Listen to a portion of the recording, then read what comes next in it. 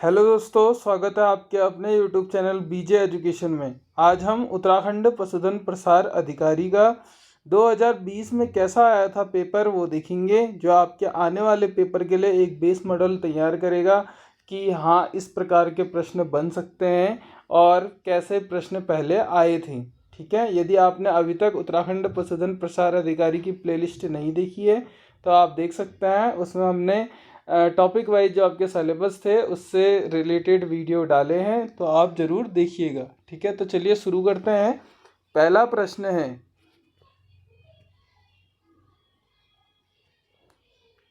द्वितीय कोशिका भित्ति जिससे गर्त गुहा का एक भाग आच्छादित रहता है डैश कहलाती है। क्या कहलाती है?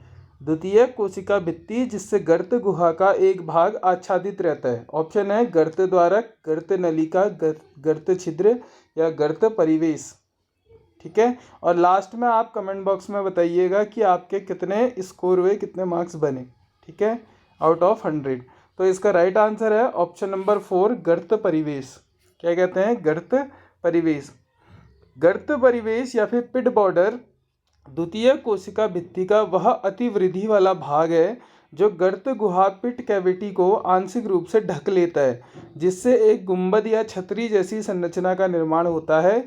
यह मुख्य रूप से पौधों के जाइलम ऊतकी वाहिनिकाओं या फिर ट्रैकेट्स में पाया जाता है। ठीक है, जो हम वाहिनिकाओं को ही ट्रैकेट्स कहते हैं उसमें पाया जाता है। तो अब आपको गर्त परिवेश के बारे में थोड़ा बहुत नॉलेज हो गई होगी कि ये पिट बॉर्डर की द्वितीय कोशिका भित्ति का वह अतिवृद्धि वाला भाग है जो गर्त गुहा पिट कैविटी को आंशिक रूप से क्या कर लेता है? ढक देता है, जिससे एक गुंबद या छतरी जैसी संरचना का निर्माण होता है। यह मुख्य रूप से कहाँ? पौधों के जाइलम ऊतक की ट्रैकेट्स में पाया जाता है। ठीक है, अब दूसरा क्वेश्चन देखते हैं जी। तंबाकू कर्मेर विषाणु या फिर जिसे हम मोजेक वायरस भी कहते हैं, टीएमवी भी कहते हैं, टोबैको मोजेक वायरस का आनुवंशिक द्रव्य क्या है? उसमें कौन सा आनुवंशिक द्रव्य पाया जाता है? जेनेटिक मटेरियल उसमें क्या होता है वो बताना है। काफ़ी इजी प्रश्न है। ऑप्शन है आपके एसएसडीएनए, डीएनए, आरएनए या फिर डीएसडीएनए। तो इसका राइट आंसर क्या होगा? इसका राइट आंसर है ऑप्शन नंबर 3, आरएनए। क्या पाया जाता है उसमें? आरएनए। ठीक है, तंबाकू मोजेक वायरस या फिर टीएमवी एक पादप वायरस है जिसका आनुवंशिक द्रव्य सिंगल स्ट्रैंडेड आरएनए एसएसआरएनए होता है। ये वायरस मुख्य रूप से तंबाकू और सोलेनेसी, ये इंपॉर्टेंट है, किससे? सोलेनेसी परिवार के अन्य पौधों को संक्रमित करता है, जिससे उनकी पत्तियों पर मोजेक चितकबरा पैटर्न बन जाता है। ठीक है, काफ़ी इंपॉर्टेंट प्रश्न था। चलिए आगे देखते हैं। अगला प्रश्न है, ये भी काफ़ी इजी प्रश्न है। प्रश्न संख्या 3, निम्नलिखित में से क्या प्रदूषण का एक संकेतक है? क्या है बताइए? ऑप्शन है शैवाल, लाइकेन, कवक या फिर टेरिडोफाइटा। प्रश्न संख्या 3 का उत्तर है ऑप्शन नंबर 2, लाइकेन। क्या? लाइकेन। ठीक है, लाइकेन वायु प्रदूषण के प्रति अत्यधिक संवेदनशील होते हैं। विशेष रूप से हवा में मौजूद सल्फर डाइऑक्साइड गैस के प्रति जहां वायु प्रदूषण अधिक होता है वहां लाइकेन जीवित नहीं रह पाते। इसलिए इनकी उपस्थिति या अनुपस्थिति पर्यावरण में वायु गुणवत्ता का एक उत्कृष्ट जैविक संकेत यानी बायो इंडिकेटर मानी जाती है। कहने का मतलब अगर कहीं लाइकेन उपस्थित है तो वहाँ प्रदूषण की मात्रा क्या होगी? औरों के कंपैरिजन में कम होगी। तो लाइकेन आपका प्रदूषण वाले एरिया में नहीं बनते हैं। ठीक हो गया। आगे है आपका क्वेश्चन, प्रश्न संख्या 4। कुछ क्वेश्चंस आपके टफ भी होंगे यदि आपने पढ़े नहीं होंगे तो।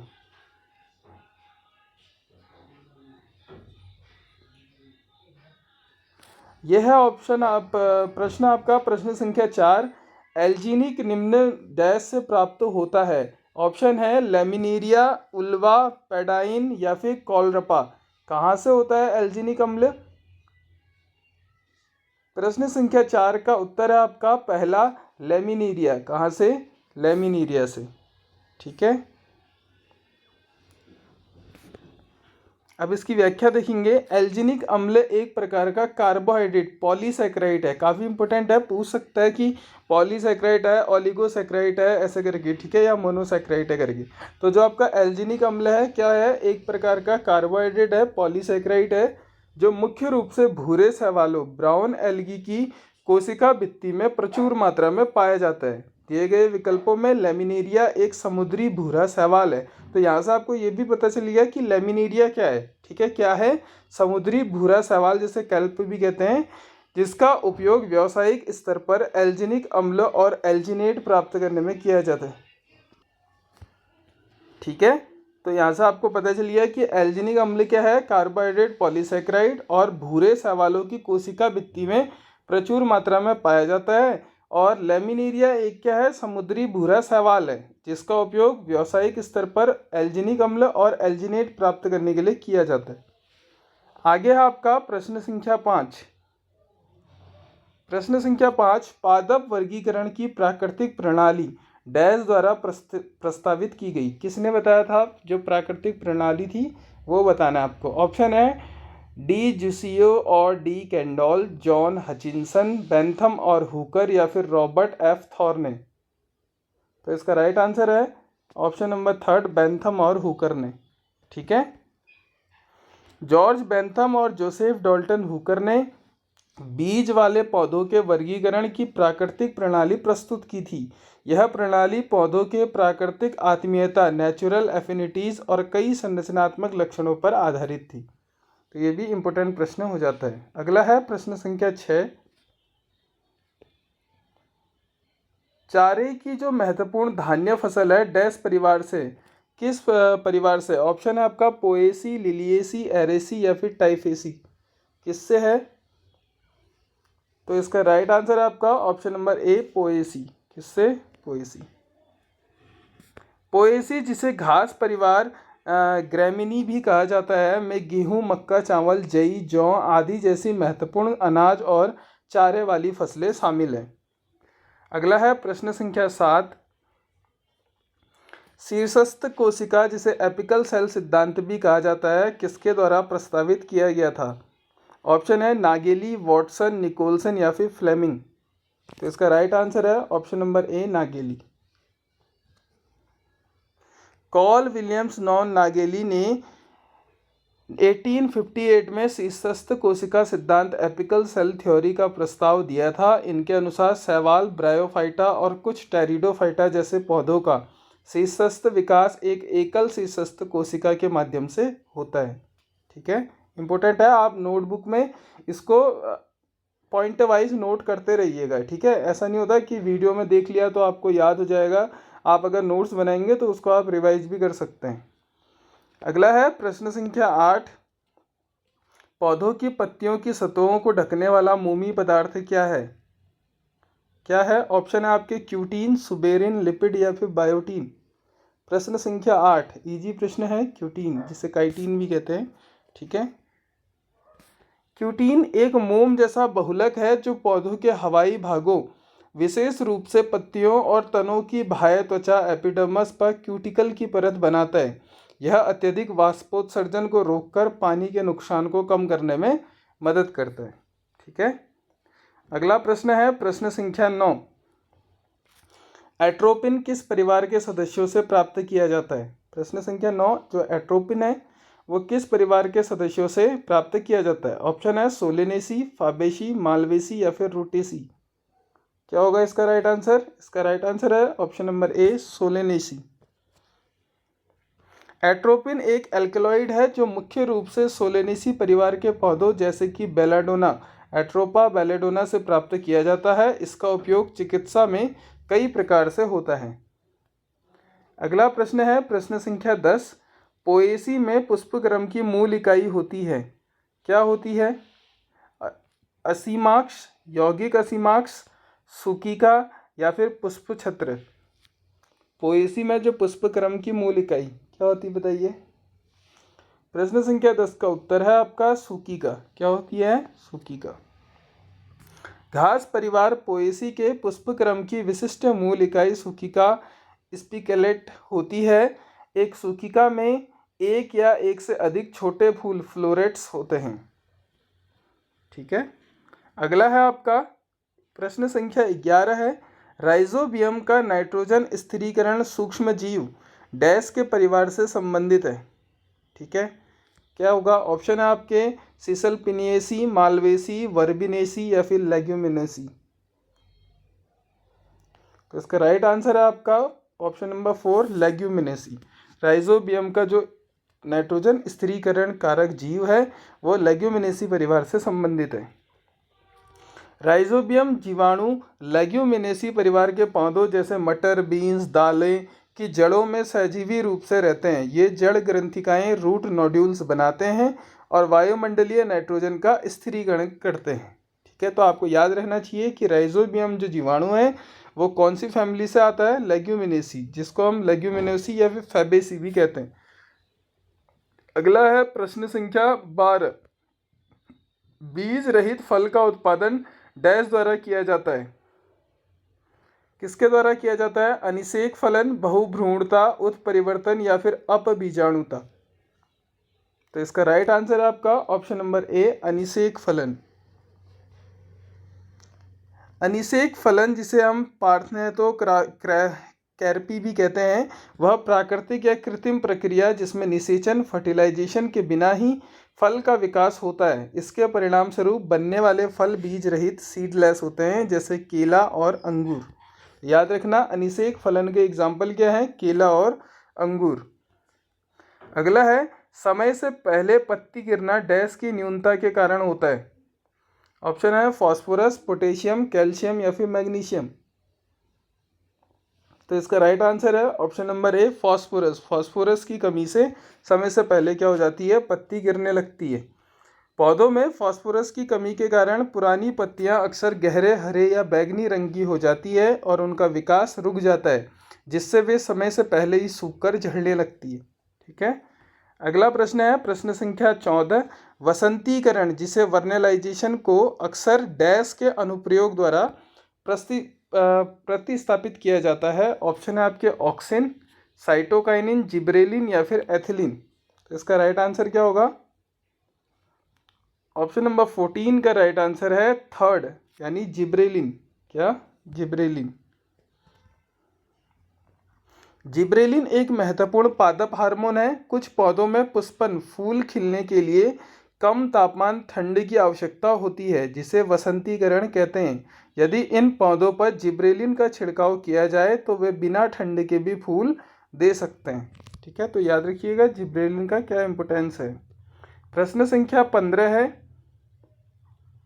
अतिरिक्त गुणसूत्रीय परिपत्र वृत्ताकार डीएनए को डैश कहा जाता है। क्या कहा जाता है? प्लाज्मिड, कॉस्मिड, आरडीएनए या फिर सीडीएनए। तो इसको प्लाज्मिड कहा जाता है। क्या कहा जाता है? प्लाज्मिड। प्लाज्मिड मुख्य रूप से जीवाणुओं, बैक्टीरिया की कोशिकाओं में पाया जाने वाला एक छोटा वृत्ताकार और अतिरिक्त गुणसूत्रीय डीएनए अणु है। यह मुख्य गुणसूत्र से स्वतंत्र रूप से अपनी प्रतिकृति यानी रेप्लिकेट बना सकता है। आगे है प्रश्न संख्या 16, पादपों में जीन अंतरण तकनीकों में अक्सर किस जीवाणु बैक्टीरियम का उपयोग किया जाता है? यानी जीन का अंतरण करना है तो उस तकनीक के लिए किस जीवाणु बैक्टीरियम का उपयोग किया जाएगा? ऑप्शन है बेसिलस, इकोलाई, पेनिसिलियम या फिर एग्रोबैक्टीरियम। किसका किया जाता है? प्रश्न संख्या 16 का उत्तर है 4, एग्रोबैक्टीरियम। किसका? एग्रोबैक्टीरियम। एग्रोबैक्टीरियम ट्यूमेफेसियंस एक मृदा जीवाणु है जिसे प्राकृतिक जेनेटिक इंजीनियर भी कहा जाता है। काफ़ी इंपॉर्टेंट प्रश्न देखिए, प्राकृतिक जेनेटिक इंजीनियर किसे कहा जाता है? एग्रोबैक्टीरियम ट्यूमेफेसियंस। ठीक है, इसमें पौधों की कोशिकाओं में अपने डीएनए टीडीएनए को स्थानांतरित करने की प्राकृतिक क्षमता होती है, यानी ट्रांसफर डीएनए। ठीक है, इसलिए इसका उपयोग आनुवंशिक इंजीनियरिंग में व्यापक रूप से किया जाता है।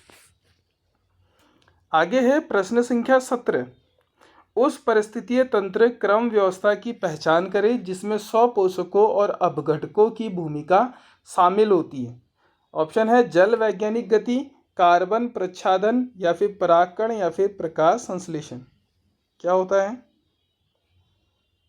इसका राइट आंसर है 17। ठीक है, 17 का आपका राइट आंसर है कार्बन प्रच्छादन। ठीक है, तो जो आपकी पारिस्थितिक तंत्र है उसकी क्रम व्यवस्था की पहचान करके जिसमें स्वपोषकों और अपघटकों की भूमिका शामिल होती है तो उसे हम कार्बन प्रच्छादन कहते हैं। कार्बन प्रच्छादन वातावरण से कार्बन डाइऑक्साइड को ग्रहण करने और संग्रहित करने की प्रक्रिया है। इसमें स्वपोषी हरे पौधे प्रकाश संश्लेषण के माध्यम से कार्बन सोखते हैं और अपघटक जीवाणु कवक मृत जीवों को सड़ाकर कार्बन चक्र को पूरा करने में मदद करते हैं। ठीक है, अगला प्रश्न है प्रश्न संख्या 18।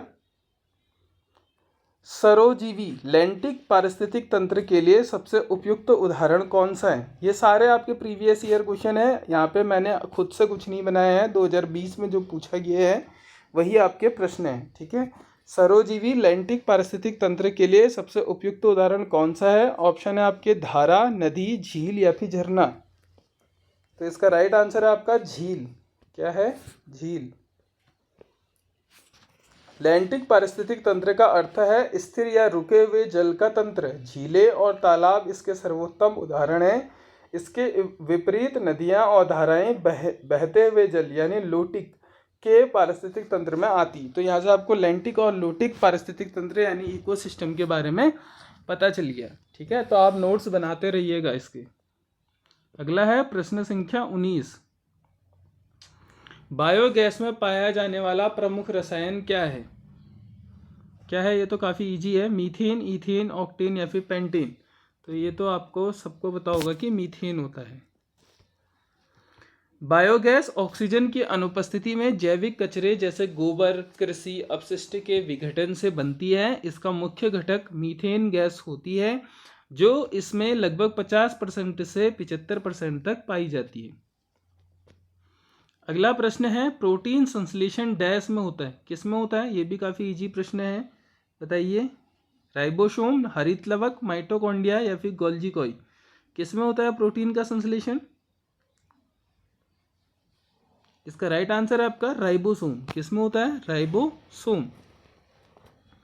राइबोसोम कोशिका के भीतर पाए जाने वाले छोटे अंगक है जो अमीनो अम्ल को जोड़कर प्रोटीन बनाते हैं। प्रोटीन निर्माण के इस मुख्य कार्य के कारण इन्हें कोशिका की प्रोटीन फैक्ट्री भी कहा जाता है। काफी इंपोर्टेंट, प्रोटीन फैक्ट्री किसको? राइबोसोम। ठीक हो गया, आगे बढ़ते हैं। जीवाणु भोजियों की खोज डैश द्वारा की गई थी? किसने की थी जीवाणु भोजियों की खोज? ऑप्शन है आपके पास टॉट, पास्चर, इवानोस्की या फिर रॉबर्ट ब्राउन। किसने की थी? टॉट ने की थी। किसने की थी? टॉट। ठीक है, जीवाणु भोजी बैक्टीरियोफेजेज भी कहते हैं जिसको। वे वायरस होते हैं जो जीवाणुओं को संक्रमित करते हैं। इनकी खोज स्वतंत्र रूप से फ्रेडरिक डब्ल्यू टॉट ने 1915 में और फेलिक्स डी हैरल ने 1917 में की थी। ठीक है, तो बैक्टीरियोफेज यहाँ से समझना है आपको कि बैक्टीरियोफेज क्या होते हैं? ऐसे वायरस होते हैं जो जीवाणुओं को संक्रमित कर देते हैं, यानी बैक्टीरिया को इफेक्ट कर देते हैं। इनकी खोज किसने की थी? फ्रेडरिक डब्ल्यू टॉट ने 1915 में और फेलिक्स डी हैरल ने 1970 में। ठीक है, उसके बाद है आपका प्रश्न संख्या 22।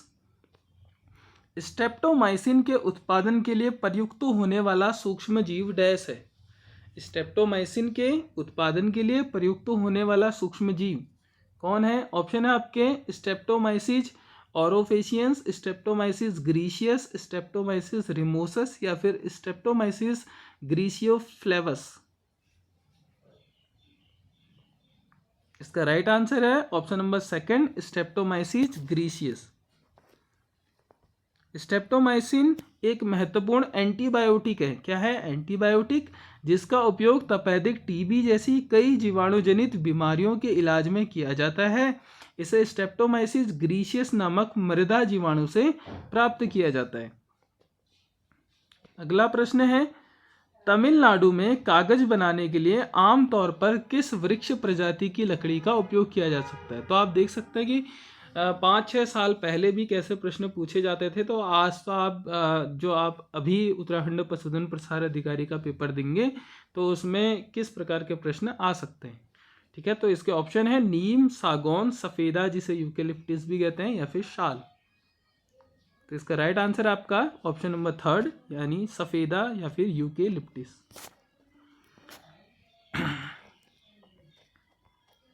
तमिलनाडु और भारत के कई अन्य हिस्सों में सफेदा या फिर यूकेलिप्टिस के पेड़ों की लकड़ी का उपयोग व्यावसायिक रूप से कागज निर्माण पल्पवुड के रूप में बड़े पैमाने पर किया जाता है, क्योंकि यह तेजी से बढ़ता है और इसमें सेल्यूलोज की अच्छी मात्रा होती है। ठीक है, तो यहाँ से जो आपके व्याख्या में इंपोर्टेंट प्रश्न बनते हैं उसको भी आप नोट करिएगा। आगे है प्रश्न संख्या 24।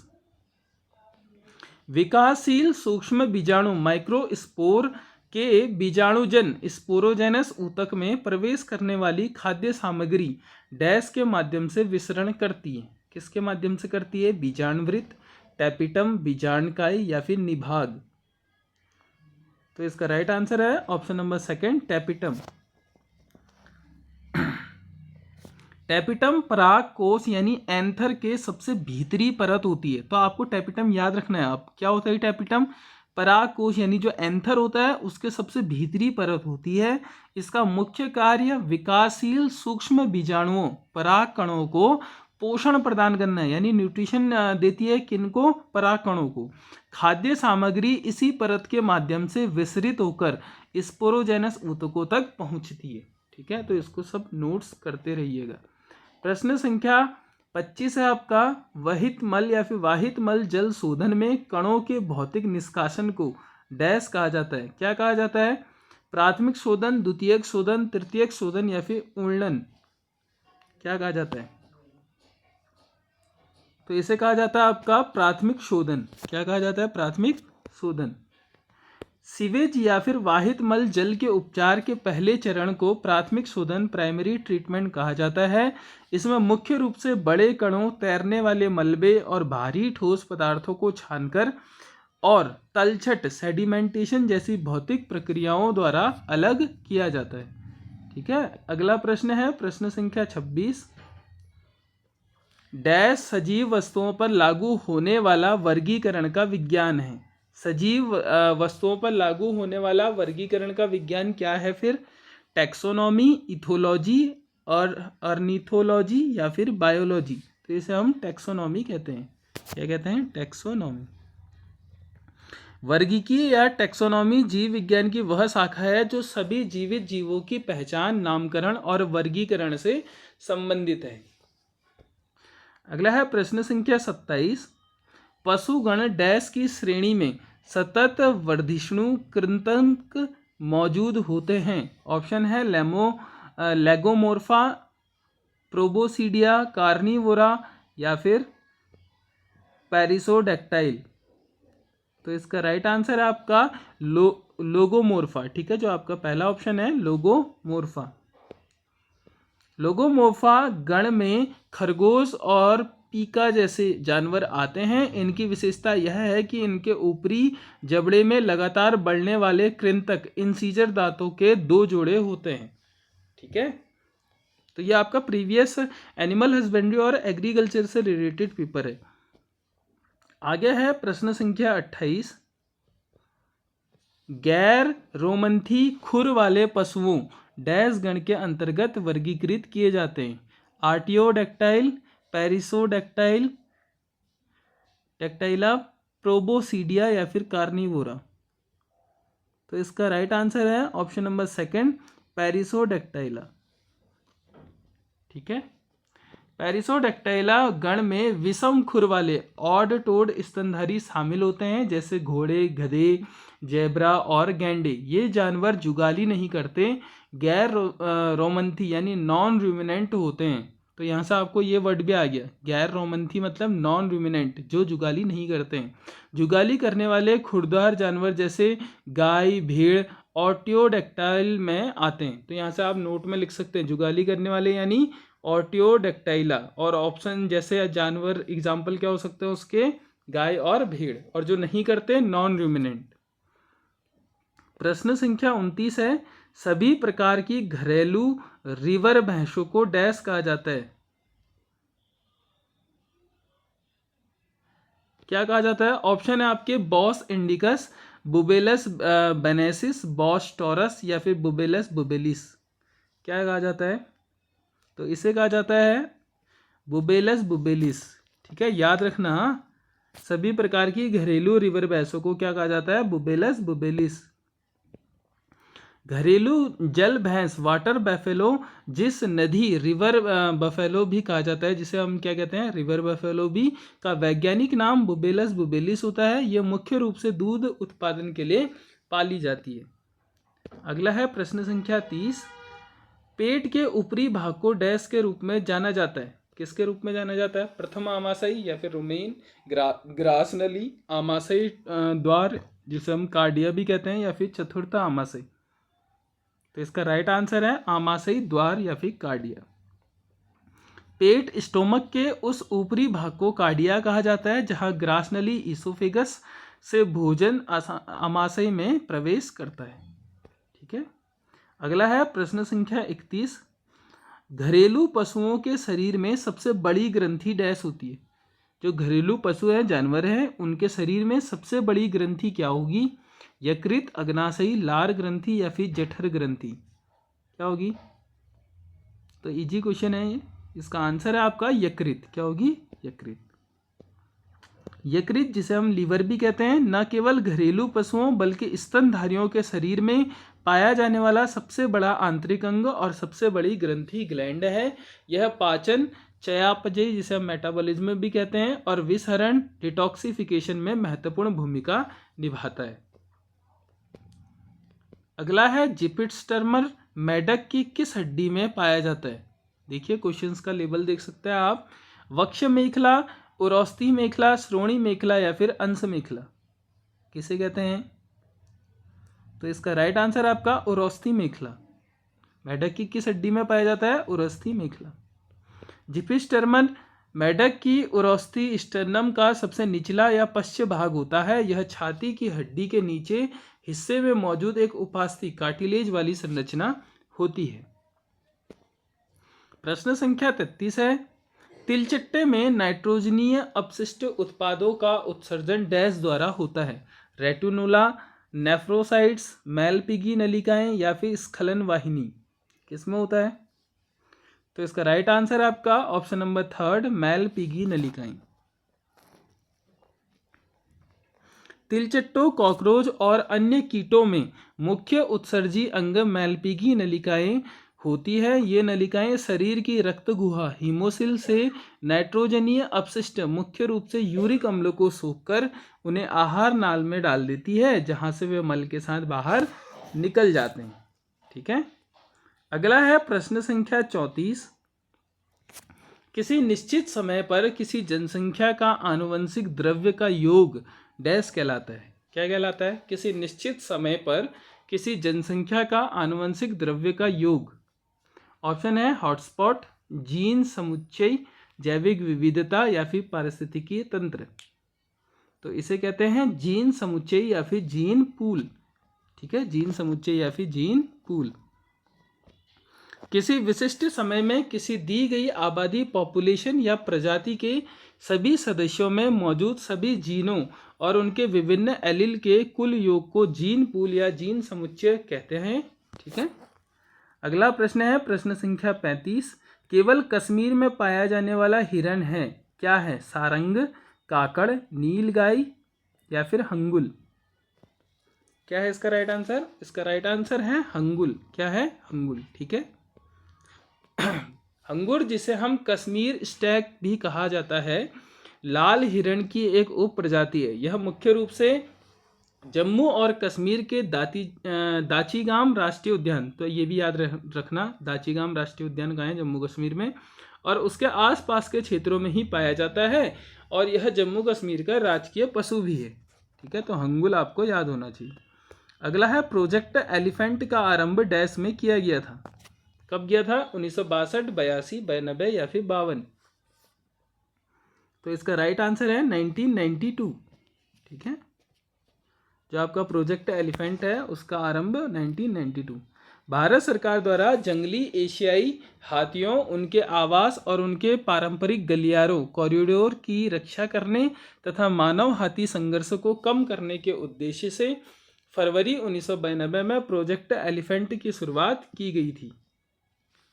ठीक है, आगे है प्रश्न संख्या 37। हवा में निलंबित कणिकाओं को डैश कहा जाता है? क्या कहा जाता है? वायु विलय, एरोसोल, धुंध, कोहरा या फिर धूम कोहरा, जिसे हम स्मोक भी कहते हैं। तो इसका राइट आंसर है वायु विलय या फिर एरोसोल। हवा या किसी अन्य गैस में निलंबित ठोस कणों या तरल बूंदों के सूक्ष्म मिश्रण को एरोसोल या वायु विलय कहा जाता है। धूल, धुआं, ज्वालामुखी की राख और समुद्री नमक इसके कुछ सामान्य उदाहरण हैं। अगला है मिट्टी की सबसे ऊपरी परत को डैश क्षितिज कहा जाता है? क्या क्षितिज कहते हैं फिर? ए, बी, डी या फिर ई? इसे कहते हैं ए। ठीक है।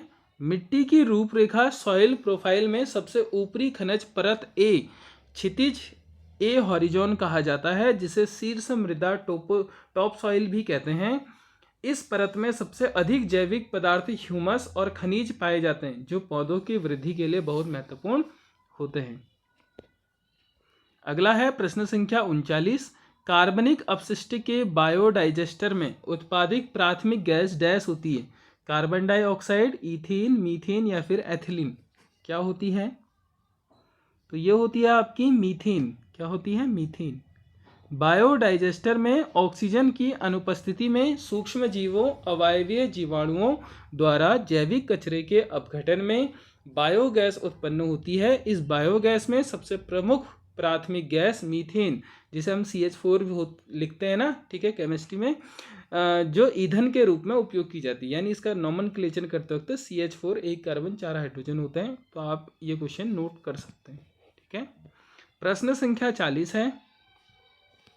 डैश पानी से तलछट निकालने की एक तकनीक है? ऑप्शन है संयंत्र, बांध, तटबंध या फिर निस्यंदन पट्टी। तो इसका राइट आंसर है आपका निस्यंदक पट्टी, फिल्टर स्ट्रिप्स। जो फिल्टर स्ट्रिप्स होता है वो पानी से तलछट निकालने की एक क्या है? तकनीक है। निस्यंदन पट्टी या फिल्टर स्ट्रिप्स वनस्पति, घास या छोटे पौधों के वे बैंड होते हैं जिन्हें पानी के बहाव क्षेत्रों और जल स्रोतों के किनारे लगाया जाता है। ये बहते हुए पानी से तलछट, सेडिमेंट, कीटनाशकों और अन्य प्रदूषकों को छानने और रोकने का काम करते हैं। अगला है प्रश्न संख्या 41। ओजोन अवक्षय का प्रमुख मानवजनित कारण वायुमंडल में डैश गैसों का उत्सर्जन प्रतीत होता है? Ammonia, sulphur dioxide, nitrogen monoxide या फिर आपका है क्लोरोफ्लोरोकार्बन?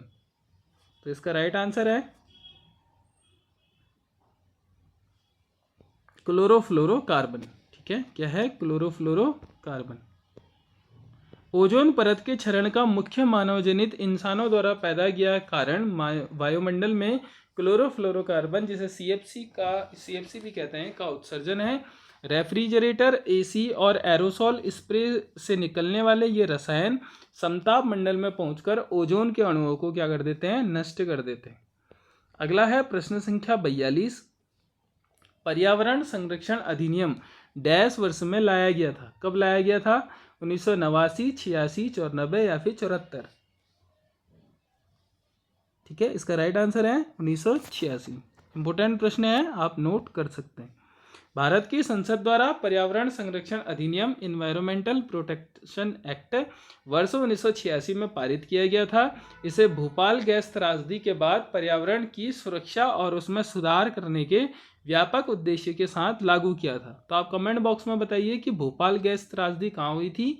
ये तो आपको पता ही होगा, नाम से ही पता चल रहा है कि भोपाल में हुई थी। तो किस सन में हुई थी और इसमें कौन सी गैस का रिसाव हुआ था? ठीक है। अगला है प्रश्न संख्या 43।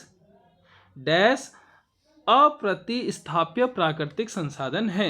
खनिज, जल, मृदा या फिर भूमि? क्या है? तो खनिज जो है आपका अप्रतिस्थाप्य प्राकृतिक संसाधन है। खनिज अप्रतिस्थाप्य, रिप्लेसेबल या अनवीकरणीय प्राकृतिक संसाधन है। इनके निर्माण में लाखों वर्ष लगते हैं और एक बार इनका खनन और उपयोग हो जाने के बाद इन्हें मानव जीवन काल में दोबारा उत्पन्न नहीं किया जा सकता। प्रश्न संख्या 44 है, वह स्थान कौन सा है जहां जानवरों को घरों में पालना शुरू किया गया था? कौन सा स्थान है ये? उत्तर पश्चिमी एशिया, दक्षिण पूर्वी एशिया, उत्तर पूर्वी एशिया या फिर दक्षिण पश्चिमी एशिया। ठीक है, यदि आपको ये नहीं आता तो फिर ये गलत ही होगा। तो ये है आपका, इसका राइट आंसर है दक्षिण पश्चिमी एशिया, ऑप्शन नंबर 4 दक्षिण पश्चिमी एशिया। ऐतिहासिक और पुरातात्विक साक्ष्यों के अनुसार मानव द्वारा जानवरों जैसे भेड़, बकरी, कुत्ते और पौधों का सबसे पहले पालतूकरण यानी डोमेस्टिकेशन दक्षिण पश्चिम एशिया में शुरू हुआ था, जिसे प्राचीन उपजाऊ अर्धचंद्र फर्टाइल क्रेसेंट क्षेत्र भी कहा जाता है। प्रश्न संख्या 45, 20वीं पशुधन गणना के अनुसार 2019 में देश में कुल डैश भेड़ें थी? ये प्रश्न भी पूछा गया है। ठीक है, कितनी भेड़ें थी? 74.26 मिलियन, 68.44 मिलियन, 53.21 मिलियन या 86.71 मिलियन? तो इसका राइट आंसर है ऑप्शन नंबर ए 74.26 मिलियन। ठीक है, अगला है आपका, अच्छा इसकी व्याख्या देख लेते हैं। भारत सरकार द्वारा 2019 में जारी की गई 20वीं पशुधन गणना लाइव स्टॉक सेंसस की रिपोर्ट के अनुसार देश में भेड़ों की कुल संख्या लगभग 74.26 मिलियन यानी 7.42 करोड़ दर्ज की गई थी, जो पिछली गणना की तुलना में वृद्धि दर्शाती है। डैश मवेशी का मैसूर प्रकार है? मालवी, नागौरी, हल्की कल्चर या फिर हेलीकल्चर भी कहते हैं जिसे, या फिर बचौर? तो क्या होगा इसका राइट आंसर? इसका राइट आंसर है ऑप्शन नंबर 3 हेलीकल्चर या हल्ली कल्चर। ठीक है, हल्ली कल्चर मवेशियों की एक प्रसिद्ध नस्ल है जो मुख्य रूप से कर्नाटक मैसूर क्षेत्र में पाई जाती है। यह एक ड्राफ्ट भार ढोने वाली नस्ल है। अपने उत्कृष्ट शक्ति और कृषि कार्यों में सहन शक्ति के लिए जानी जाती है। ठीक है, मवेशी का मैसूर प्रकार हल्ली कल्चर याद रहना चाहिए, काफी इंपोर्टेंट प्रश्न। प्रश्न संख्या 47, भैंस की एक नस्ल जिसे सबसे अधिक वसा प्रतिशत के लिए जाना जाता है, यानी भैंस की एक नस्ल है जिसमें सबसे अधिक क्या पाया जाता है? वसा प्रतिशत के लिए जाना जाता है। ऑप्शन है आपका सुरती, भदावरी, नीली रावी या फिर महसाणा? तो इसका राइट आंसर है आपका ऑप्शन नंबर 2 भदावरी। ठीक है, भदावरी भैंस की एक भारतीय नस्ल है जो उत्तर प्रदेश के आगरा और इटावा जिलों और मध्य प्रदेश के कुछ हिस्सों में पाई जाती है। यह नस्ल अपने दूध में बहुत अधिक वसा फैट प्रतिशत लगभग 8% से 13% तक के लिए पूरे भारत में क्या है? प्रसिद्ध है। अगला है, मवेशियों की करन फ्राइज नस्ल को डैश के संकरण क्रॉस ब्रीडिंग से विकसित किया जाता है? Friesian x Sahiwal, Brown Swiss x Holstein Friesian, red Sindhi cross Brown Swiss या फिर Tharparkar cross Holstein Friesian? तो जो करन फ्राइज नस्ल है वो किसके क्रॉस ब्रीडिंग से होती है?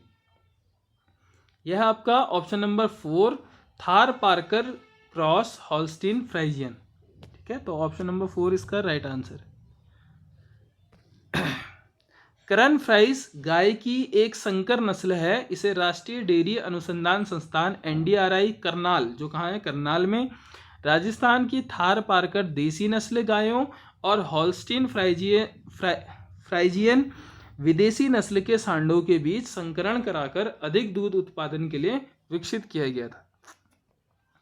प्रश्न संख्या 49 है, संकर गायों के दूध में दुग्ध शर्करा लैक्टोज गुण के लिए आनुवंशिकता का अनुमान डैश होता है? निम्न, मध्य, उच्च या इकाई? क्या होता है? तो ये होता है आपका मध्यम। क्या होता है? मध्यम। ठीक है, पशु प्रजनन में संकर गायों के दूध में वसा या लैक्टोज दुग्ध शर्करा की मात्रा जैसे डेयरी गुणों की आनुवंशिकता का अनुमान आमतौर पर मध्यम श्रेणी लगभग 0.20 से 0.40 के बीच माना जाता है। अगला प्रश्न है प्रश्न संख्या 4, पशुधन प्रजनन में जनक सांड का उसकी अगली पीढ़ी की गाय के साथ संसर्ग को कहा जाता है? निकट प्रजनन, क्रमिक प्रजनन, प्रसंस्करण या फिर बही प्रजनन? क्या कहा जाता है बताइए?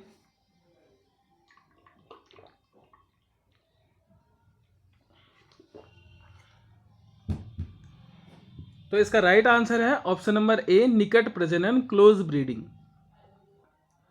पशु प्रजनन इन ब्रीडिंग में जब बहुत करीबी संबंधियों जैसे पिता पुत्री, माँ बेटा या सगे भाई बहन के बीच क्रॉस कराया जाता है तो इस अत्यंत घनिष्ठ प्रजनन व्यवस्था को निकट प्रजनन, क्लोज ब्रीडिंग कहा जाता है। तो आपको याद रखना पड़ेगा, पशुधन प्रजनन में जनक सांड का उसकी अगली पीढ़ी की गाय के साथ संसर्ग को क्या कहेंगे हम, निकट प्रजनन। प्रश्न संख्या 51 है, तिर्यक संकरण क्रिस क्रॉस ब्रीडिंग प्रणाली में संकर नस्ल में डैश आनुवंशिकता उनके तात्कालिक प्रजनक से और आनुवंशिकता उनके साथ प्रयुक्त अन्य नस्ल से आती है। 1/7 और 2/7, 1/3 और 2/3, 2/3 और 1/3 या 1/7 या 1/3। तो इसका राइट आंसर है ऑप्शन नंबर थर्ड, 2/3 और 1/3। क्रिस क्रॉस ब्रीडिंग में दो नस्लों के सांडों का एकांतर बारी बारी से पीढ़ियों में उपयोग किया जाता है। एक स्थिर अवस्था में पहुंचने पर पैदा होने वाली संस्थिति में तात्कालिक तुरंत पहले इस्तेमाल किए गए सांड की नस्ल का लगभग 66.6% 2/3 और दूसरी नस्ल का 33.3% यानी 1/3 आनुवंशिक अंश होता है। तो आप समझ गए होंगे 2/3 और 1/3 क्या था। अगला है, चयन की निम्नलिखित प्रणालियों में से किसमें माता पिता को उनकी संतति संतानों के प्रदर्शन के आधार पर चुना जाता है? व्यक्तिगत चयन, वंशावली चयन, संतति परीक्षण या पारिवारिक चयन? तो इसका राइट आंसर है ऑप्शन नंबर थर्ड, संतति परीक्षण, प्रोजेनी टेस्टिंग। संतति परीक्षण, प्रोजेनी टेस्टिंग पशुओं के चयन की वह वैज्ञानिक विधि है जिसमें किसी नर सांड या मादा की आनुवंशिक क्षमता का मूल्यांकन उनकी संतानों प्रोजेनी के दूध उत्पादन या अन्य प्रदर्शन के आधार पर किया जाता है। नोट करते रहिएगा, नोट नहीं करोगे तो पेपर में आपको ही प्रॉब्लम होगी। ठीक है। डेयरी विकास के लिए प्रौद्योगिकी मिशन डैश वर्ष में शुरू किया गया? 1988, 75, 70 या फिर 62? कब किया गया था? 1988 में, ऑप्शन नंबर ए। भारत में डेयरी क्षेत्र के विकास को और अधिक गति देने, दूध उत्पादन बढ़ाने और अनुसंधान को बढ़ावा देने के उद्देश्य से भारत सरकार द्वारा अगस्त 1988 में डेयरी विकास पर प्रौद्योगिकी mission, technology mission on dairy development शुरू किया गया था। भारत में कालीन ऊन का प्रमुख उत्पादक राज्य आंध्र प्रदेश, जम्मू कश्मीर, राजस्थान या फिर हिमाचल प्रदेश? क्या है बताइए? कालीन उद्योग का प्रमुख उत्पादक राज्य, इसका राइट आंसर है option number third, Rajasthan. Rajasthan Bharat का सबसे बड़ा ऊन उत्पादक राज्य है। यहाँ पाई जाने वाली भेड़ों की नस्लों जैसे चोकला, मगरा से प्राप्त होने वाली अधिकांश ऊन थोड़ी मोटी होती है जो कालीन कारपेट बनाने के लिए दुनिया भर में सर्वोत्तम मानी जाती है। अगला है प्रश्न संख्या 55, राष्ट्रीय डेयरी विकास बोर्ड की स्थापना कब हुई थी?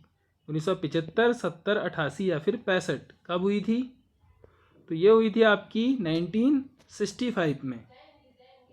ठीक है। राष्ट्रीय डेयरी विकास बोर्ड एनडीडीबी की स्थापना भारत की संसद के एक अधिनियम के तहत 1965 में की गई थी। इसका मुख्यालय आनंद, गुजरात में है और इसके संस्थापक अध्यक्ष डॉक्टर वर्गीस कुरियन थे, जिन्हें भारत में श्वेत क्रांति का जनक भी कहा जाता था। तो इंपॉर्टेंट प्रश्न है, नोट करते रहिएगा। प्रश्न संख्या 56, सुब्बुल के पत्तों में शुष्क पदार्थ के आधार पर अपरिष्कृत प्रोटीन, क्रूड प्रोटीन की मात्रा डैश होती है? कितनी होती है? 13%, 11%, 21% या फिर 18%? तो इसका राइट आंसर है 21%, ऑप्शन नंबर सी। सुब्बुल, ठीक है, एक चारा देने वाला पेड़ है। इसके पत्तों में शुष्क पदार्थ, ड्राई मैटर के आधार पर बहुत अच्छी मात्रा में क्रूड प्रोटीन होता है जो आमतौर पर 21% से 25% तक होता है। इसलिए इसे मवेशियों के लिए एक उत्कृष्ट प्रोटीन पूरक माना जाता है। ल्यूकेनिया ल्यूकोसिफेला भी इसे कहते हैं, किसको? सुब्बुल को। ठीक है, इसका बॉटनिकल नेम। फिर आपका सीरा मोलासेंस में कौन सा खनिज अनुपस्थित होता है? ऑप्शन है फास्फोरस, कैल्शियम, मैग्नीशियम या फिर आयरन? क्या होता है? तो जो आपका सीरा मोलासेस है उसमें जो खनिज अनुपस्थित होता है वो होता है फास्फोरस। सीरा मोलेसिस गन्ने से चीनी बनाने की प्रक्रिया एक गाढ़ा तरल उपोत्पाद है। इसे पशुओं के चारे में ऊर्जा के लिए मिलाया जाता है। इसमें कैल्शियम, मैग्नीशियम और आयरन प्रचुर मात्रा में होते हैं, लेकिन इसमें फास्फोरस खनिज की कमी होती है या वो पूरी तरह से अनुपस्थित होता है।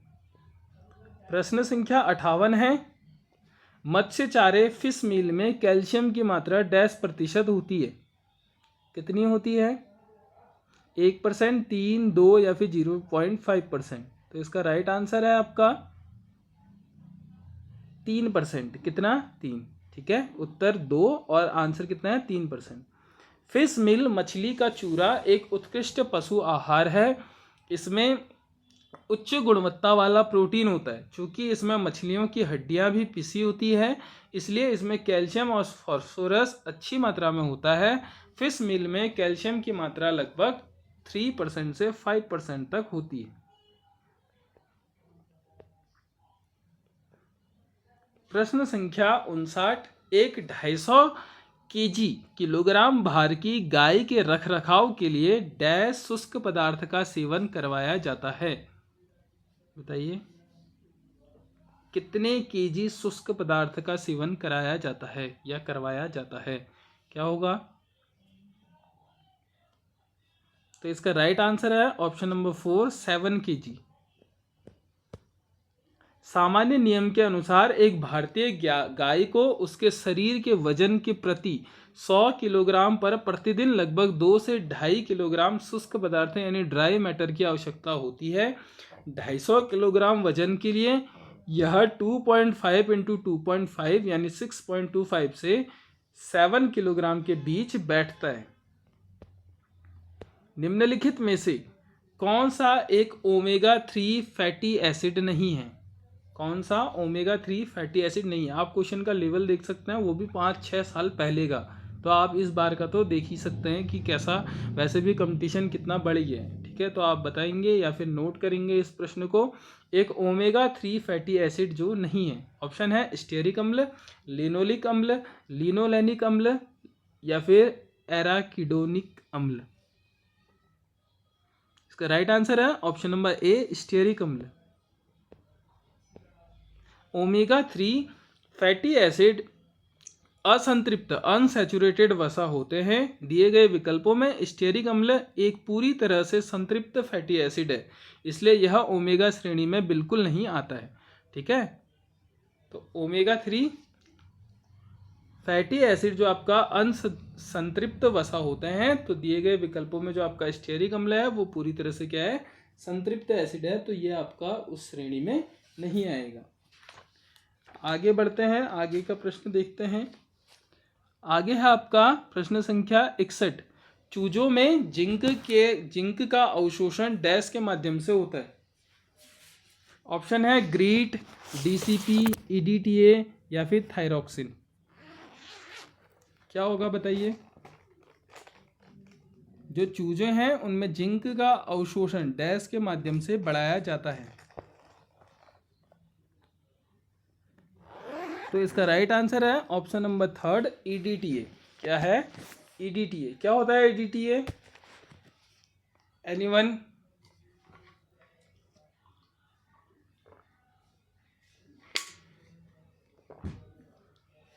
ईडीटीए होता है आपका एथिलीन डायमीन टेट्रा एसीटेट। ठीक है, इसको भी नोट करिएगा।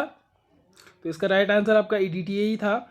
पोल्ट्री मुर्गियों चूजों के आहार में जब EDTA ethylene diamine tetra acetate acid जैसे किलेटिंग एजेंट मिलाए जाते हैं यानी साफ करने वाले, तो वे फाइटिंग एसिड को जिंक के साथ बंधने से रोकते हैं। इससे आंतों में जिंक खनिज का अवशोषण काफ़ी बढ़ जाता है। ठीक है, अगला प्रश्न है प्रश्न संख्या 62, एक भेड़ के लिए आच्छादित क्षेत्र में फर्श की कितनी जगह क्षेत्रफल की आवश्यकता होती है? ऑप्शन है 2, 1, 3.4 या फिर 2.5। तो इसका राइट आंसर है आपका ऑप्शन नंबर 2, 1। एक वयस्क मादा भेड़ को शेड छत वाले या आच्छादित क्षेत्र के अंदर आराम से खड़े रहने, घूमने और बैठने के लिए औसतन लगभग 1 वर्ग मीटर फर्श के स्थान फ्लोर स्पेस की आवश्यकता होती है। तो देख सकते हैं आप किस लेवल तक का क्वेश्चन पूछ रहा है कि एक मादा भेड़ है तो उसको रहने के लिए या फिर खड़े रहने के लिए कितनी जगह की औसतन लंबाई चाहिए होगी या फिर जगह चाहिए होगी। ठीक है। प्रश्न संख्या 63 है, प्रति वयस्क मवेशियों को आहार देने के लिए आवश्यक न्यूनतम स्थान। देखिए, तो आप जो आपका प्रति वयस्क मवेशी है उसके लिए आहार आपको खाना देना है तो न्यूनतम स्थान कितना होना चाहिए? 35 सेंटीमीटर, 40 सेंटीमीटर, 50 सेंटीमीटर या फिर 60 सेंटीमीटर। तो इसका राइट आंसर है आपका ऑप्शन नंबर 4, कितना? 60 सेंटीमीटर। एक वयस्क मवेशी गाय या भैंस को फीडिंग मेंजर खुरली नाद में बिना एक दूसरे से टकराए आराम से खाना खाने के लिए कम से कम 60 सेंटीमीटर या फिर 0.6 मीटर की रैखिक जगह मेंजर स्पेस की आवश्यकता होती है। प्रश्न संख्या 64 है, भेड़ फार्म में एक मेमने के लिए आदर्श औसतन अवधि विनिंग पीरियड डैश होती है। कितनी होती है? 90 दिन, 60 दिन, 56 दिन या फिर 30 दिन। तो इसका राइट आंसर है ऑप्शन नंबर ए, 90 दिन। वीनिंग का अर्थ है बच्चे को माँ का दूध छुड़ाकर पूरी तरह से ठोस आहार पर लाना। तो वीनिंग आप नोट करिएगा अभी कि बच्चे को माँ का दूध छुड़ाकर पूरी तरह ठोस आहार पर लाना। व्यावसायिक भेड़ पालन में मेमनों का आदर्श वीनिंग समय लगभग 90 दिन, लगभग 3 महीने होता है। तब तक उनका पाचन तंत्र पूरी तरह से विकसित हो चुका होता है। अगला है प्रश्न संख्या 65, दूध डैश का अच्छा स्रोत नहीं है। विटामिन डी, ए, सी या फिर विटामिन बी, किसका नहीं है बताना है आपको। तो इसका राइट आंसर है आपका ऑप्शन नंबर 3, विटामिन सी का। दूध को एक संपूर्ण आहार माना जाता है क्योंकि इसमें calcium, protein, vitamin A, B, D अच्छी मात्रा में होते हैं। हालांकि दूध में विटामिन सी, एस्कॉर्बिक एसिड और आयरन, लोहा की कमी होती है। यह इनका बहुत ही खराब स्रोत होता है। ठीक है। प्रश्न संख्या 66, मवेशियों में बैंक्स रोग का दूसरा नाम क्या है? ब्रूसिलोसिस, रक्तस्रावी या फिर सेप्टिसीमिया, जहरबाद जिसे ब्लैक क्वार्टर या फिर जोन्स रोग, क्या होता है? तो इसका राइट आंसर है आपका ऑप्शन नंबर ए, ब्रूसिलोसिस।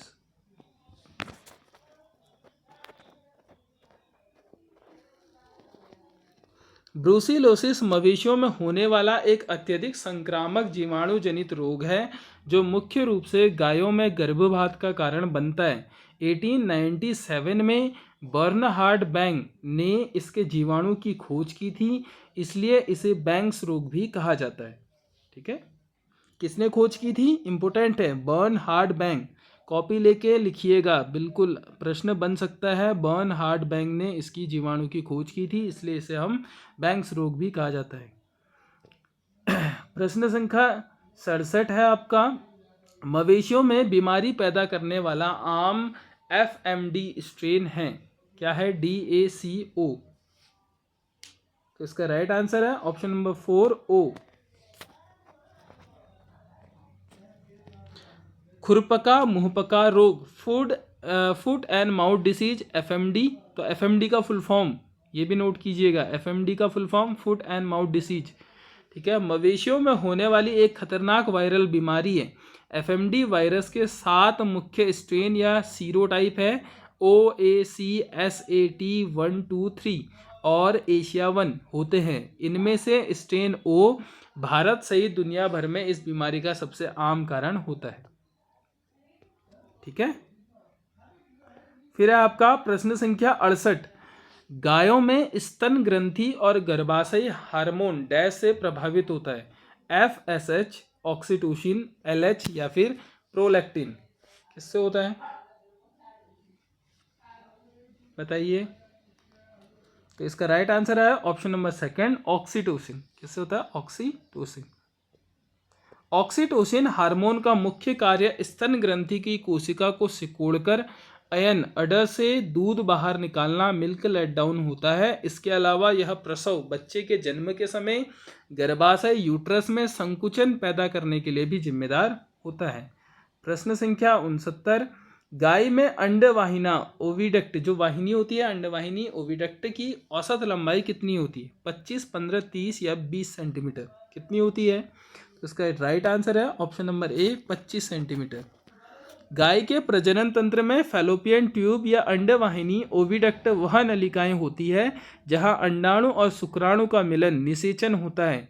यह एक वयस्क गाय में इसकी औसतन लंबाई लगभग 20 से 25 सेंटीमीटर के बीच होती है। प्रश्न संख्या 70, अंतःकलाजरायु, ठीक है, एंडोथेलियोकोरियल प्रकार का अपरा जो प्लेसेंटा होता है किस में पाया जाता है? ऑप्शन है आपके चूहे, गधा, कुत्ता या फिर खरगोश। किस में पाया जाता है? इसका राइट आंसर है ऑप्शन नंबर 3, कुत्ते में पाया जाता है। ठीक है, एंडोथेलियोकोरियल प्लेसेंटा मुख्य रूप से कुत्ते, बिल्ली और अन्य मांसाहारी जानवरों में पाया जाता है। इसमें भ्रूण के ऊतक कैरियन मां की रक्तवाहिकाओं के एंडोथेलियम आंतरिक स्तर के सीधे संपर्क में होते हैं। प्रश्न संख्या 71 है, अंडाशय के सिरे पर कीप के आकार की नलिका को डैश कहा जाता है? गर्भाशय नलिका, गर्भाशय काय, वग्नालिस, रभसीय या फिर कीपक। क्या कहा जाता है? इसे कहा जाता है कीपक। ठीक है, मादा प्रजनन तंत्र में अंडवाहिनी फैलोपियन ट्यूब का सबसे अगला हिस्सा जो अंडाशय के बहुत करीब स्थित होता है और जिसका आकार एक कीप के समान होता है उसे इनफंडिबुलम या फिर कीपक कहा जाता है। यह ओव्यूलेशन के बाद अंडे को फैलोपियन ट्यूब में खींचने का काम करता है। फिर है प्रश्न संख्या 72, सुअर में प्रति स्खलित वीर्य में औसत वीर्य मात्रा डैश ml होती है? कितनी होती है? 215, 125, 50 या फिर 150 ml। कितनी होती है? इसका राइट आंसर है पहला है 215 ml। ठीक है, सांड या भेड़ की तुलना में नर सुअर प्रति स्खलन में बहुत अधिक मात्रा में वीर्य उत्पादन करता है। सुअरों में प्रति स्खलन वीर्य की औसत मात्रा लगभग 150 से 300 ml के बीच होती है।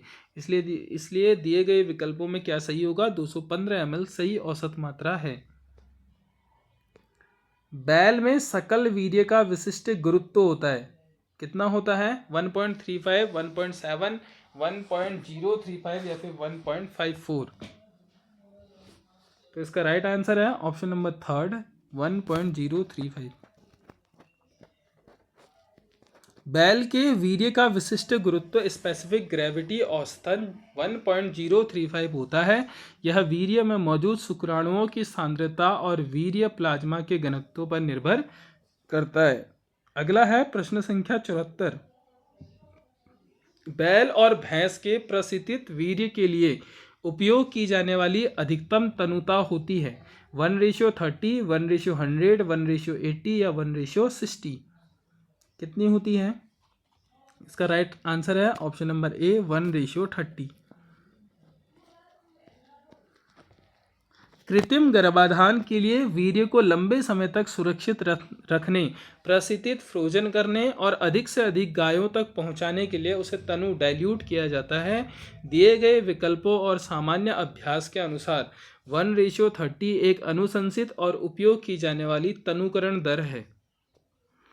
प्रश्न संख्या 75, डैश के रूप में व्यक्त शुक्राणुओं की गतिशीलता 60% से 80% इंगित करता है? Plus plus plus plus plus plus plus plus plus. तो इसका राइट आंसर है option number 4, plus plus plus plus. ठीक है, वीर्य परीक्षण में शुक्राणुओं की गतिशीलता मोटिलिटी को प्रायः प्लस चिन्हों से दर्शाया जाता है।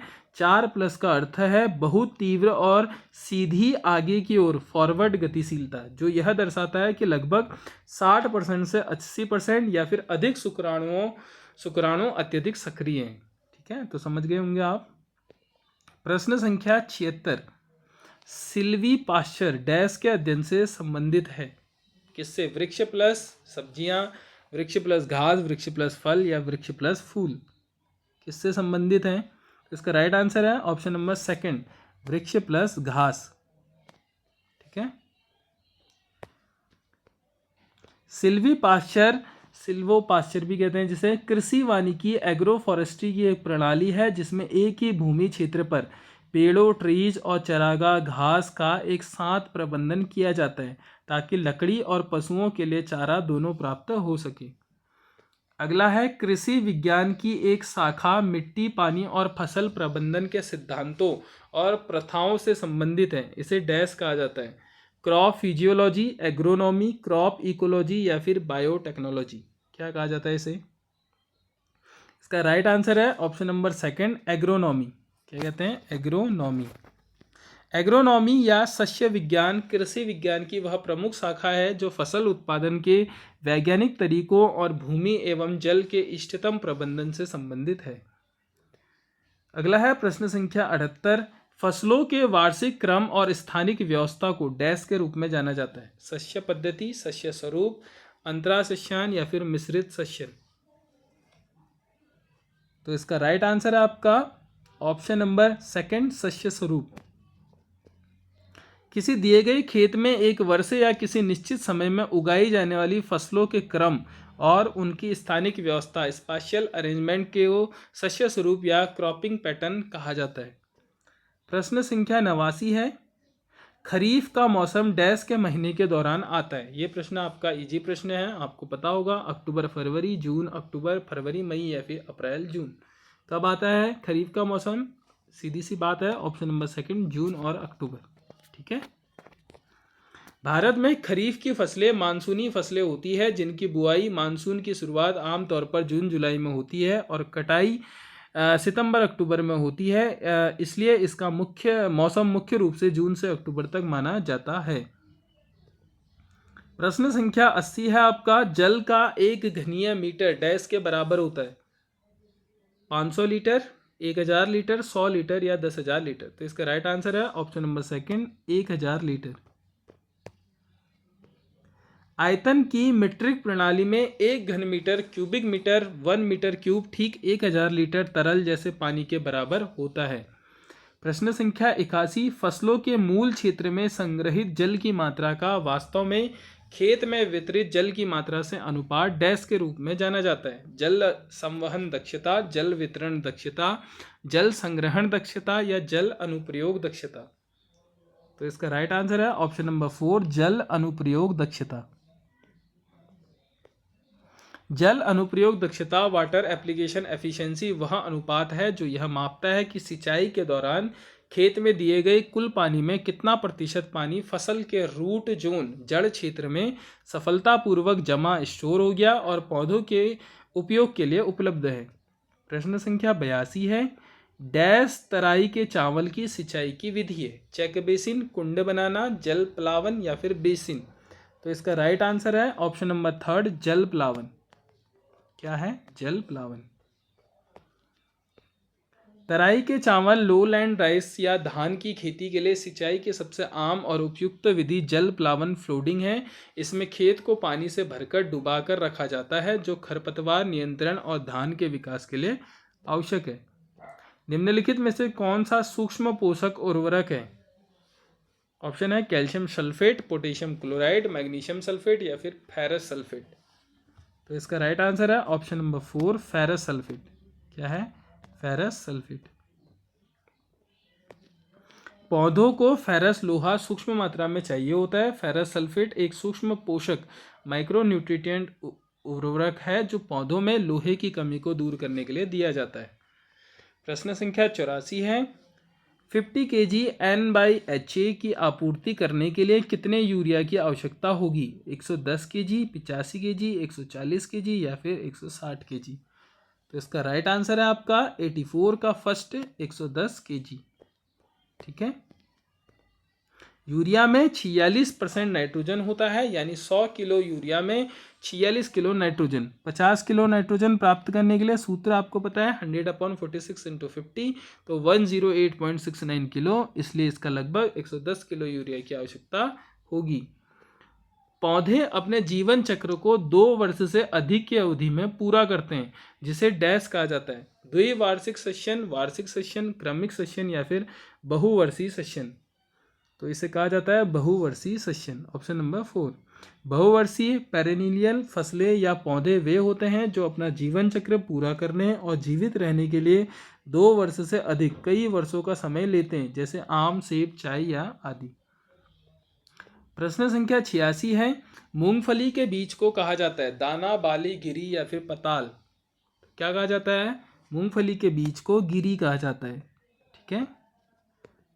मूंगफली का खाने योग्य हिस्सा जो एक छिलके कठोर आवरण के अंदर विकसित होता है उसे तकनीकी रूप में गिरी कर्नेल कहा जाता है। प्रश्न संख्या 87, मक्का की इष्टतम बीज दर होती है 20, 30, 40 या फिर 10। कितनी होती है इष्टतम बीज दर? तो इसका राइट आंसर है ऑप्शन नंबर ए 20 kg प्रति हेक्टेयर। ठीक है, प्रति हेक्टेयर। मक्का की संकर और उन्नत किस्मों की खेती के लिए सामान्य रूप से इष्टतम बीज दर 20 किलोग्राम प्रति हेक्टेयर मानी जाती है, जिससे खेत में पौधों की उचित संख्या बनी रहती है। प्रश्न संख्या 88 है, नमक की सफ़ेद पपड़ी का बनना डैश से संबंधित है? अम्ल मृदा, सोडियम मृदा, परिफुल्ल मृदा या फिर लवणीय मृदा। तो इसका राइट आंसर है ऑप्शन नंबर 4 लवणीय मृदा। ठीक है।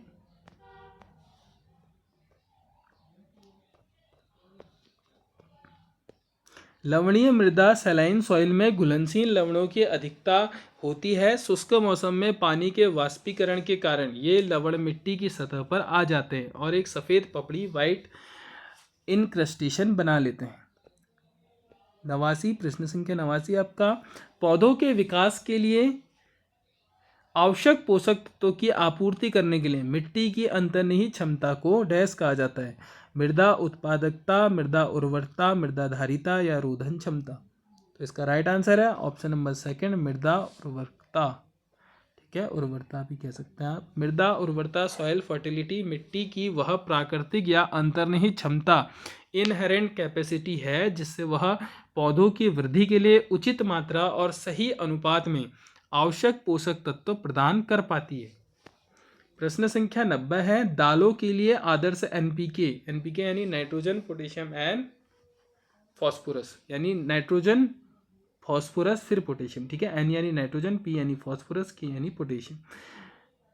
अनुपात होता है, क्या अनुपात होता है? 1:1:1:2, 1:2:1, 2:1:1, 1:4:2। राइट आंसर है ऑप्शन नंबर 2 1:2:1। दलहनी फसलों की जड़ों में राइजोबियम जीवाणु होते हैं जो वायुमंडलीय नाइट्रोजन का स्थिरीकरण करते हैं, इसलिए इन्हें नाइट्रोजन की कम और फास्फोरस की अधिक आवश्यकता होती है। दालों के लिए नाइट्रोजन, फास्फोरस और पोटेशियम का आदर्श अनुपात 1:2:1 होता है, या फिर इसे हम 1:2:2 भी कहते हैं, या 2 भी होता है मान लीजिए आप। ठीक है। प्रश्न संख्या 91, निम्नलिखित में से कौन सा एक सांद्रित जैविक खाद है? Vermi compost, bio compost, FYM या फिर खली। तो इसका राइट आंसर है ऑप्शन नंबर 4 खली। सांद्रित जैविक खाद कंसंट्रेटेड ऑर्गेनिक मैन्योर में पोषक तत्वों की मात्रा FYM या कंपोस्ट जो भारी जैविक खाद है की तुलना में बहुत अधिक होती है। खली ऑयल केक जैसे नीम, मूंगफली या सरसों की खली इसका प्रमुख उदाहरण है। प्रश्न संख्या 92 है, कोल वर्गीय सब्जियों के अंतर्गत निम्न में से कौन सी फसल आती है? फूलगोभी, टमाटर, बैगन या फिर मिर्च। क्या आती है? तो इसमें आती है आपकी फूलगोभी, कोल वर्गीय सब्जियों के अंतर्गत। कोल वर्गीय सब्जियां मुख्य रूप से ब्रैसिकी परिवार की होती है। इंपोर्टेंट प्रश्न, जो ठंडी जलवायु में उगना पसंद करती है। फूलगोभी, कॉलीफ्लावर, पत्ता गोभी, ब्रोकली, गार्ड गोभी इसके प्रमुख उदाहरण हैं। प्रश्न संख्या 93, लखनऊ 49 डैश फल की किस्म है? किसकी है? आम, अमरूद, केला या फिर चीकू। किसकी है? तो यह है आपकी ऑप्शन नंबर 2 अमरूद की एक किस्म है लखनऊ 49। लखनऊ 49 जिसे सरदार अमरूद भी कहा जाता है, अमरूद की एक बहुत ही लोकप्रिय, अधिक उपज देने वाली उन्नत किस्म है। प्रश्न संख्या 94, खरपतवार के नियंत्रण के लिए जीवित जीवों का उपयोग डैश कहलाता है? यांत्रिक विधि, जैविक विधि, भौतिक विधि या फिर रासायनिक विधि। क्या कहलाता है? तो इसका राइट आंसर है जैविक विधि। खरपतवार को नष्ट करने या उनकी वृद्धि को नियंत्रित करने के लिए जब कीड़ों, परजीवी, फफूंद या किसी अन्य जीवित जीव का उपयोग किया जाता है तो उसे जैविक नियंत्रण विधि कहते हैं। प्रश्न संख्या 95। एक भृंग बीटल जो गाजर घास के अपतरण को नियंत्रित करता है उसको कहते हैं साइटोबेगस एसपी, निम्फुला रेस्पोसलिस, जैगोग्रामा बाइकोल्टा या फिर माइक्रोलॉरिनस लैप्रीफॉर्मिस। क्या कहते हैं? तो इसका राइट आंसर है 95 का थर्ड, जैगोग्रामा बाइकोल्टा। ठीक है, जैगोग्रामा बाइकोल्टा एक प्रकार का मैक्सिकन भृंग बीटल है। भारत में खतरनाक गाजर घास या पार्थेनियम खरपतवार को जैविक रूप से नियंत्रण करने के लिए विशेष रूप से इसका उपयोग किया जाता है। प्रश्न संख्या 96। निम्नलिखित में से कौन सा गैर चयनात्मक शाकनाशी है? ब्यूटाक्लोर, फ्लूक्लोरिनिन, एलाक्लोर या फिर ग्लाइफोसेट। तो इसका राइट आंसर है 96 का 4, ग्लाइफोसेट।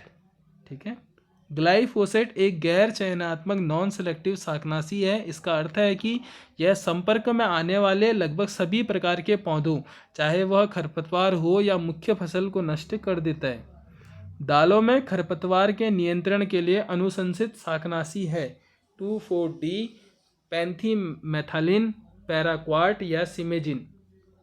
तो इसका राइट आंसर है ऑप्शन नंबर सेकंड, पेंडीमेथालिन।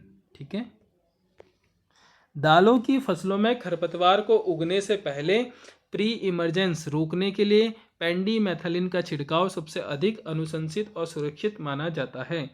प्रश्न संख्या 98 है, परावर्तित विकिरण ऊर्जा का पृष्ठ पर कुल आपतित विकिरण से अनुपात के रूप में माना जाता है। निवल विकिरण, विसरित विकिरण, एल्बिडो या फिर शुक्लता या फिर प्रत्यक्ष विकिरण। तो इसका राइट आंसर है आपका ऑप्शन नंबर थर्ड, एल्बिडो, जिसे हम शुक्लता भी कहते हैं।